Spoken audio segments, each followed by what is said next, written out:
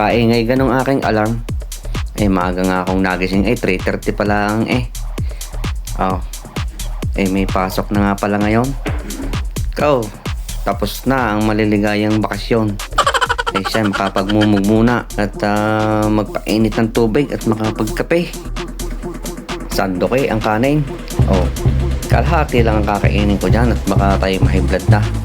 Maipainit nga muna. At maipainit na rin ang natirang adobo. Adobong ilang araw na yan pero masarap pa din. Makapagtimpla na nga ng kape. Talagang yan ang hindi nawawala sa akin tuwing umaga.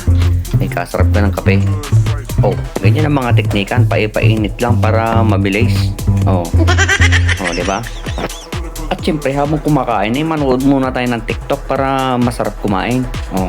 Ayun nga, ganadang-ganado nga Parang kay sarap. Baho na painit lang yan. Higop ng kape. Ang sarap At syempre maliligo na ako. Bawal sumama. Okay. Tapos na. Diba? Ang bilis. Syempre kahit gano'ng kalamig pa yan, negative pa yung temperatura, maliligo tayo para pogi. Diba? Siya, doblihan jacket at malamig. Doblihan jacket, doblihan pantalon. Okay. Papasok na tayo. Kayo talaga isasama. Simula na naman to ng araw ng bakbakan ng trabaho. Mapapagod na naman ako nitong maghapon. Ano na naman kayang gagawin ko ngayon? Minsan-minsan lang talaga gumawa ng ganitong video para makita nyo lang ang aking pang-araw-araw na routine. Yan, ganyan lang talaga araw-araw. Paulit-ulit lang. Andito na nga tayo sa gate. Yan, papunta na tayo sa antayan ng shuttle. Andito na nga tayo. Ang lamig. Wait lang natin saglit. Ayan na nga ang shuttle. Dalawang Pilipino nga lang pala kami pumasok muna ngayon. January to pa lang Ayan nga't pababa na tayo. Segundo lang nandito na agad. Ang bilis na. Hamba. Yan ang manahin nyo. Ayan na nga, papasok na tayo sa loob. Mag-interpass nga muna tayo. May nag-alarm pa nga. Ipakita ko muna sa inyo ang locker ko at ako'y magbibihis. Ayan ang locker ko. Ang luwag, no? Wala may mga uniform ko, inuwi ko Yan, formado na ang pogi. At tara, pupunta na ako ng production. Bawal na tayo mag-video doon, mamaya na uli. Ang bilis nga ng oras, pauwi na agad ako. Kumain nga pala muna ako. Ang sabi nga pala ni chef, pampaswerte daw ang sabaw na ito. Pagkatapos nga kumain, sabay out na at nagbihis na.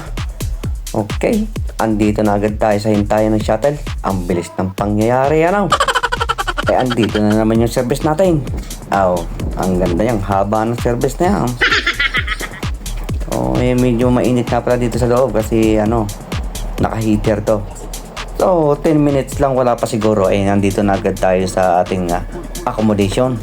Talagang napakaganda itong lugar namin. Pagbaba mo ng bus ayan agad yung aming accommodation. So yan lang ang aking daily routine. Okay, pindutin ang password. Umakyat na tayo sa taas. Second floor nga pala kami. Parang hindi nang galing sa trabaho. Poging-pogi pa rin, diba?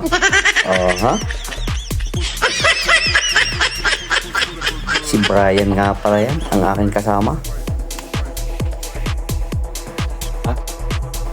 Sa ibang production kuya, wala din line of wire. Wala. CNC lang ang meron.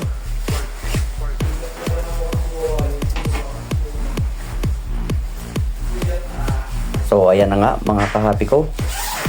Ganyan lang yung aking routine sa araw-araw dito sa abroad. Trabaho, bahay. Ganun lang.